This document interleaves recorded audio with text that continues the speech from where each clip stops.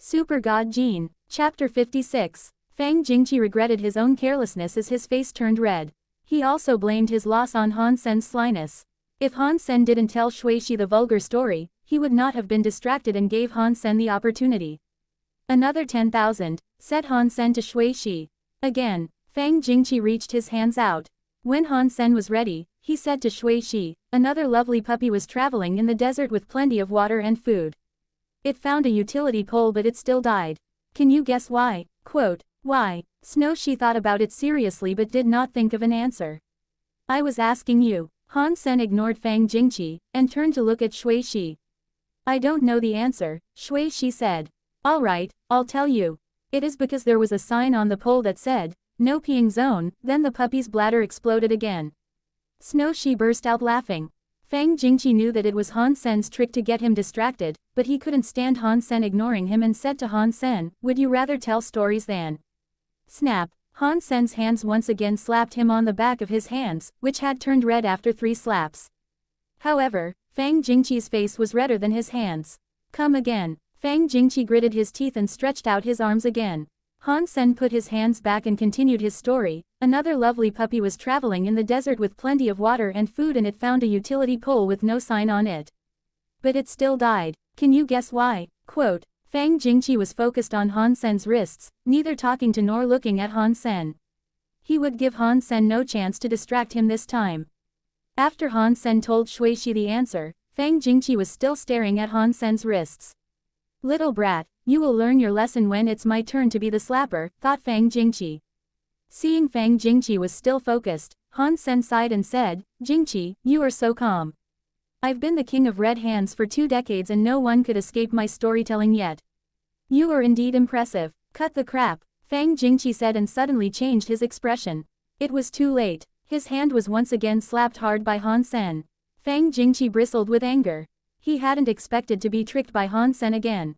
Again, Fang Jingqi clenched his teeth and squeezed the word out, making Shui Shi anxious on the side. Han Sen put his hands in position and didn't tell a story this time. He said to Fang Jingqi with a faint smile, did you think I won just because you were distracted? Fang Jingqi ignored Han Sen, as if he couldn't hear anything Han Sen was saying. I won't move even if the sky collapsed, thought Fang Jingqi, determined to win this round and kick Han Sen's ass. When he became the slapper, he'd be the one telling Shui Shi stories and hitting Han Sen on the hands.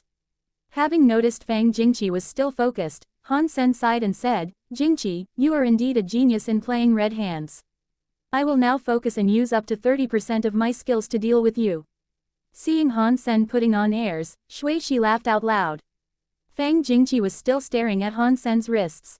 Attention, I will use the secret skill of Red Hands King. Han Sen suddenly roared. Well, I'll keep still and see what tricks you have, Fang Jingqi sneered and thought. Snap, Fang Jingqi couldn't escape when Han Sen made the move although he was paying full attention this time. Again, Fang Jingqi refused to concede defeat and wondered why he didn't dodge the slap. It must be some tricks used by Han Sen. Let's call it a day. As the king of red hands, I don't want to bully you, Han Sen looked up and sighed. You think I cannot afford to pay?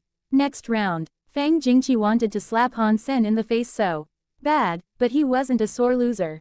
Don't blame me then. Han Sen stretched out his hands.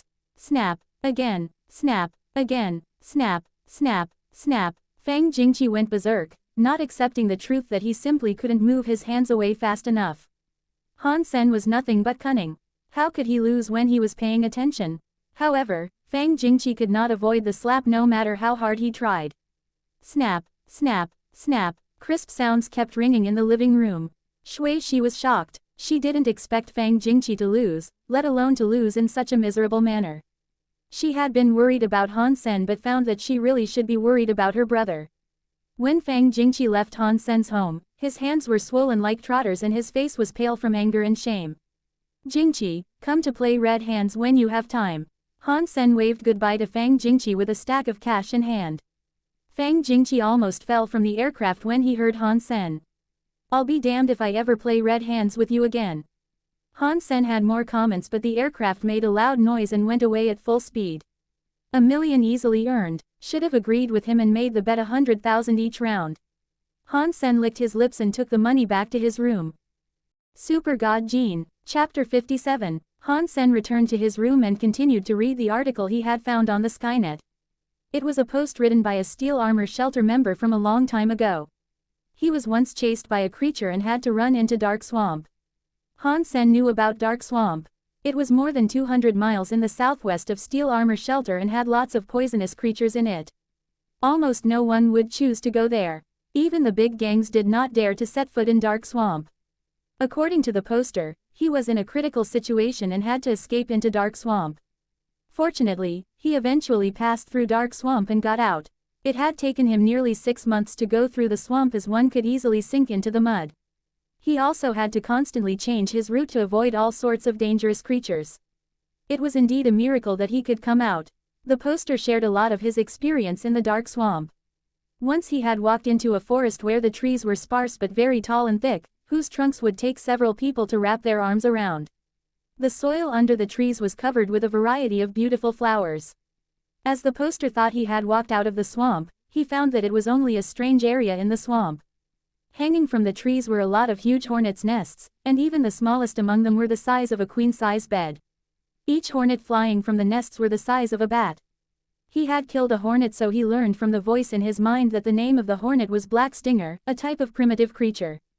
And he was lucky to get its beast soul, which was in the shape of a sharp and poisonous arrow. The beast soul arrow was later purchased by someone with a high price. Although he didn't dare to go into the forest but chose to walk around it, he saw from afar a hornet's nest as big as a house hanging on an especially tall tree. The black stinger flying from that nest was in a red color. He guessed that those red hornets should be mutant black stingers. He had also posted the pictures of the black stinger beast soul that he had taken before he sold it. Indeed, it was a black arrow with an arrowhead the size of a mouse, glowing with a dark luster. You'd know it was poisonous from the look of it. That would be great to have, thought Han Sen. If it was before, he wouldn't dare to think about going to Dark Swamp, but now he had beast soul wings so he could fly into the swamp. In case of any danger, he also had his armor and Bloody Slayer, so this trip shouldn't be too risky. According to the poster, the poisonous creatures lurking in the mud were the most dangerous ones and there were not many flying creatures there. He himself had only seen a few primitive carrion birds. I still don't know where the forest is in the swamp. It would take too much time to search for it after I got in the swamp, thought Han Sen, who then put the trip on hold and dialed the blacksmith's number and asked him to meet. When they were both at the agreed place, Han Sen showed the blacksmith the broken arrow and asked him if he could repair it. The blacksmith said indifferently, "Nope. You could weld the parts together with any welding machine, but the toughness and stability wouldn't be the same. The arrow is wasted. Do you recycle the material? It has 1.2% Z steel, which is worth something, right?" asked Han Sen. $5,000, the blacksmith said. "I bought the arrow for 300,000, and the Z steel is only worth 5,000. asked Han Sen with his eyes wide. "Or you can keep it," the blacksmith simply said. "Fine, 5,000 it is." Han Sen secretly vowed to gain himself a beast soul arrow, as Z steel was not economical at all. He had already known from Su Xiaoqiao that the manufacturing cost of Z steel was in fact not high and it was only expensive because of the monopoly. Han Sen gave the arrow parts to the blacksmith, who gave him a 5,000 bill in return. Han Sen put away the money and asked, "Do you have better Z steel arrows?" When he shot the arrow at the purple-winged dragon, the arrow only went 3 or 4 inches deep and the dragon still died from falling. If they were on the flat ground, he could by no means kill the dragon, so Han Sen was not satisfied with this arrow. "No, I have a dagger with 5% Z steel though. You want it?" replied the blacksmith. "How much?" Han Sen knew that 5% Z steel was the limit of the contemporary technology. Alpha alloy would become as brittle as glass if the percentage of Z steel was higher than that. 300,000, said the blacksmith. 300,000 for an arrow with 1.2% Z steel and the same price for a dagger with 5% Z steel. Han Sen looked at the blacksmith, puzzled. It was much more difficult to make the arrow than the dagger, the blacksmith explained. "Deal." Han Sen handed over the money after inquiring about the size of the dagger. The blacksmith's price was high, but much more reasonable than the prices in regular stores, where a dagger with 5% Z steel would easily cost a few millions. Also, blacksmith's craft was excellent, as this arrow was a lot better than starlight arrows. "I don't have it on me. Come with me," the blacksmith said and went into the alley. Han Sen followed him through a few blocks and then into a dilapidated underground warehouse, where Han Sen saw a lot of manufacturing machinery and equipment, including a large punching machine, which could crush a small aircraft. Through the warehouse, the blacksmith showed Han Sen into a room. This room looked like an armory and Han Sen was dazzled. A variety of weapons were neatly arranged inside, their shining blades exuding a thirst for blood. The blacksmith grabbed an 8-inch dagger and threw it to Han Sen. "This is the one. Take it and leave." Han Sen's eyes were attracted to the knife on the north wall of the room. The style of the knife was ordinary, but it was the only weapon on the north wall, while the other 3 walls were fully covered with different weapons. Super God Gene, Chapter 58. How much is that knife? Asked Han Sen curiously. 100 million, the blacksmith said coldly, pushing Han Sen out. 100 million? What material did you use to make that? Han Sen could not help but asked. 75% Z steel, the blacksmith said. Next time you need to buy something, come here directly. 75% Z steel. He must be exaggerating. With the current technology, we can't even produce alloy with more than 5% Z steel. Han Sen whispered to himself. He didn't say anything though since he wouldn't buy it anyway. Back home, Han Sen carefully reviewed the dagger. Pulling it out from the wooden sheath, Han Sen suddenly felt a cold breeze. The dagger was 8 inches long, its blade green with ripple patterns. The angle of the blade was very small, about just 20 degrees, the edge of the blade was as thin as onion skin with double blood grooves. The handle was made of high-tech materials with ergonomic design, so it had a comfortable grip. Han Sen drew the alpha alloy broadsword out and slashed the dagger at the broadsword to test the hardness and toughness of the dagger. Alloy with 5% Z steel should be much stronger than this broadsword, so it shouldn't chip. Crack! The broadsword was chopped into halves by the dagger and half of the blade fell to the ground. My God! Han Sen was taken aback. He then remembered that the blacksmith had said, this dagger was made from the cutting blade of a manufacturing machine, so it was meant to cut alloy. Checking the blade of the dagger, Han Sen found absolutely no damage. S***T. My broadsword. Han Sen suddenly realized that he had destroyed a weapon that could be sold for $1 million in the store and let out a scream. He had thought that the dagger might leave a mark on the broadsword but didn't expect the dagger to be so sharp that it could cut off the broadsword. While banging his head with his hands in frustration, he heard the ringtone from his comlink and saw Zhang Danfeng's number on the screen. He answered the call. Sen, come to Twilight. I have a gift for you, said Zhang Danfeng excitedly. What gift? Asked Han Sen. You'll know when you get here. See ya, replied Zhang Danfeng, keeping Han Sen in suspense. Han Sen changed his outfit and went to Twilight Tavern, which was a restaurant Zhang Danfeng often took him to. The dishes served here were delicious and the decoration was outstanding.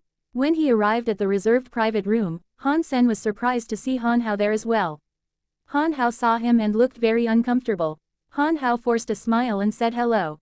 Han Sen smiled back at him, and was then pulled aside by Zhang Danfeng.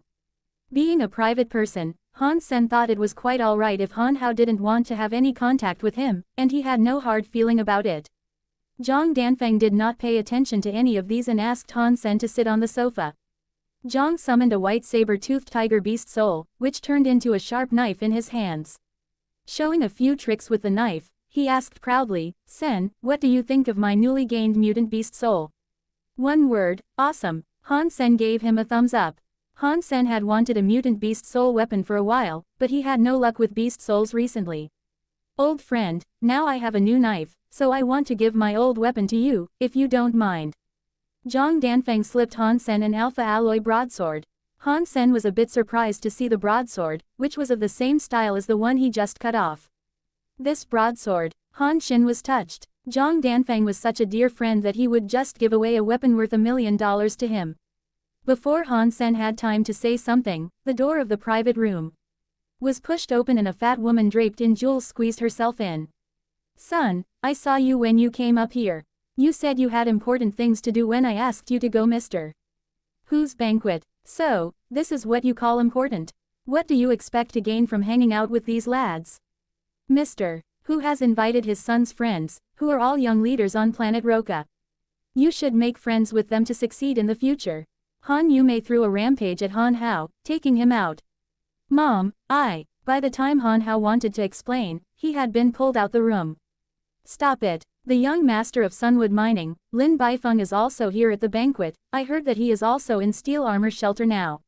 If you two can bond, you would do so great in the shelter, said Han Yumei.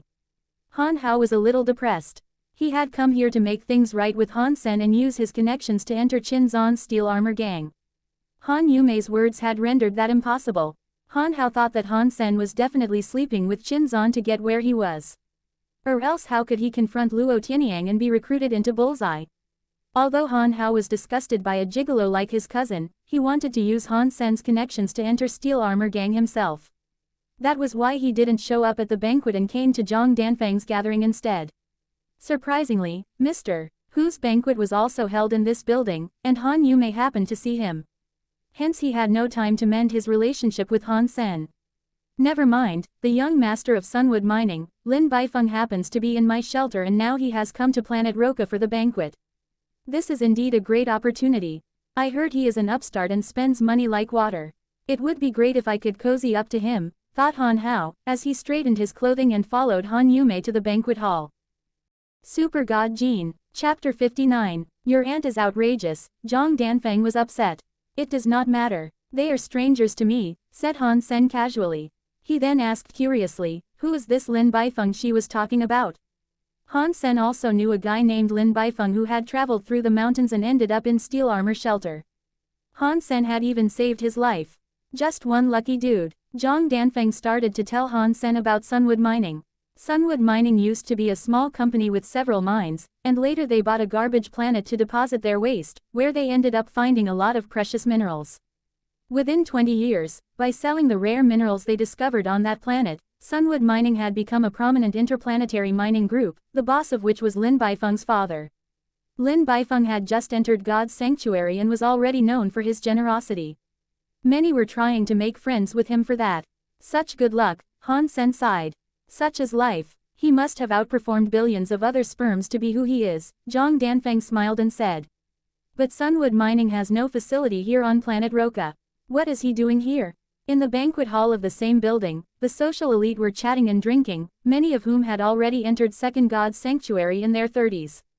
However, the focus of the banquet was a 16-year-old teenager. If Han Sen were here, he would recognize the teenager was Lin Baifeng who he had saved. Lin Baifeng was entertaining all guests gracefully. From his good manners, no one would think he was nouveau riche and several socialites were attracted by him. Han Yumei and Han Hao had wanted to speak with Lin Baifeng, but they found no chance as there were too many people who were more powerful than them at the banquet and everyone wanted to talk to Lin Baifeng. Naturally they didn't dare to offend these people by cutting in. The banquet was over. When Lin Baifeng was stepping outside the building, they finally found an opportunity and wanted to approach him. At the time, Han Sen and Zhang Danfeng also happened to come over. When they saw Han Hao, Zhang Danfeng wanted to greet him so Han Sen had to follow. Before Zhang Danfeng could finish his sentence, Han Yumei pushed him and Han Sen aside and said harshly, "You two stay away from my son. Especially you, Han Sen, you are already notorious in steel armor shelter, so do not implicate your cousin. Don't even say you know him. Or I will come after your family." Han Yumei then walked toward Lin Baifeng with Han Hao. Zhang Danfeng was stunned and asked Han Sen, "What? You and Han Hao are in the same shelter?" Hansen nodded. "Let's go to a quiet place and I'll explain to you." Having heard Han Yumei's words, Han Sen knew that Han Hao had told her about what had happened in steel armor shelter. Han Yumei and Han Hao finally managed to approach Lin Baifeng. As Lin Baifeng happened to be looking in their direction, Han Yumei said hurriedly, "Mr. Lin, this is my son Han Hao. He's in the same shelter as you." Lin Baifeng acted as if he hadn't heard her and directly went past her and her son. Han Yumei was dumbfounded and watched Lin Baifeng leaving. Lin Baifeng walked faster and faster toward Han Sen and Zhang Danfeng who were just leaving. He grabbed Han Sen's arm and cried, "Sen, I have finally found you. Brother, I've missed you." Lin Baifeng then gave Han Sen a big hug. Both Han Yumei and Han Hao were shocked. They had no idea how Lin Baifeng would know Han Sen and call him brother. Han Sen pushed Lin Baifeng away and frowned, "Why are you here?"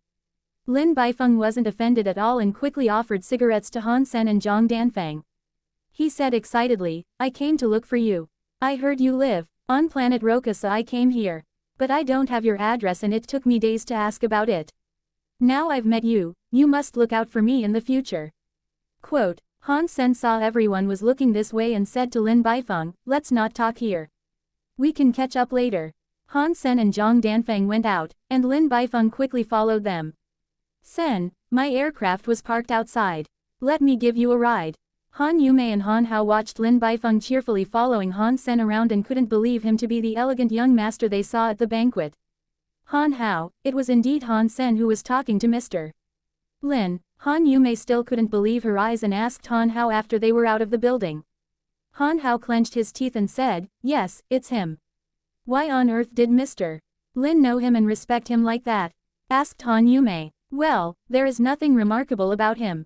He's just a gigolo, using a woman's connections, putting his cousin down." Han Hao was green with envy. "What, didn't you say that he offended a powerful lady in steel armor shelter and was having a hard time?" asked Han Yumei. "If he weren't Qin Zan's boy toy, how would Mr. Lin know someone like him?" Han Hao then bitterly recounted Han Sen's experience, adding his imagination here and there. "No wonder he could come up with $2 million. A gigolo. I've always known he was a scourge, a disgrace to our name. Our ancestors would be so mad had they known," said Han Yumei viciously. Filled with jealousy and hatred, the mother and son left the building. Seeing Lin Baifeng opening the door of the aircraft for Han Sen and Zhang Danfeng, their faces darkened further. Super God Gene, Chapter 60. Han Sen made some brief explanation to Zhang Danfeng after he parted with Lin Baifeng.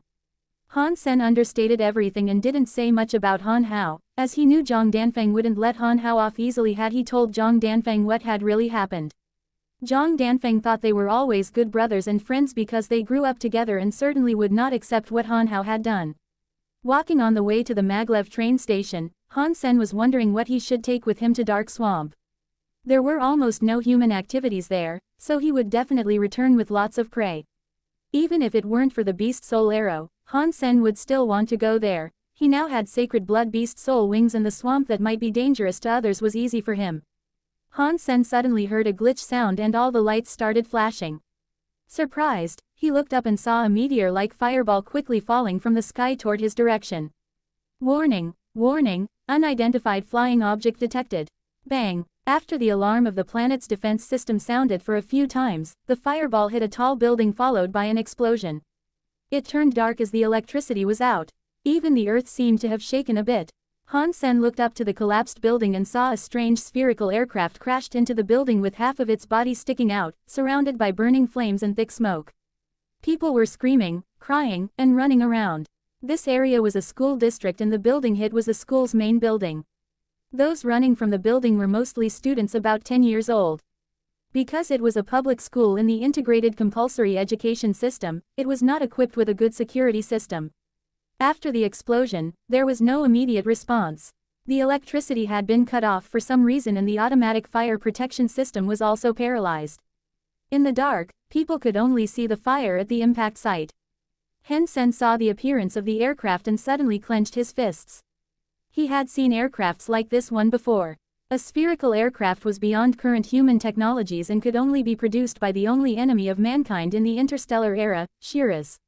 Shira was the name given to them by mankind, and their true name could only be described in their own language. Shiras looked like men except that their males had one horn on their head and their females had two. Both Shira males and females wore masks from childhood. Their masks and horns symbolized their identity. Human beings had fought them for centuries in the space. In the beginning, because both Shira's physique and technology were superior, men kept losing in the battles against them. About 200 years ago, mankind discovered God's sanctuary and started to gain geno points in this other world, so humans' physique had been greatly improved. Gradually, humans were able to hold the line and face off Shiras. Planet Roka was a commercial planet and was nowhere near the war zone. Han Sen felt incredible to see a Shira aircraft here. He grew up on planet Roka and had only seen Shiras and Shira aircrafts on the news and Skynet. When Han Sen was staring at the aircraft, he saw a 7-year-old girl who was hung on the collapsed building with her clothes caught on a steel bar sticking out from the building. She tried to climb back into the building by grabbing the steel bar but she was not strong enough. Struggling, her clothes caught on the steel bar were about to tear. Face covered in tears and hands covered with dust and blood, she was almost desperate.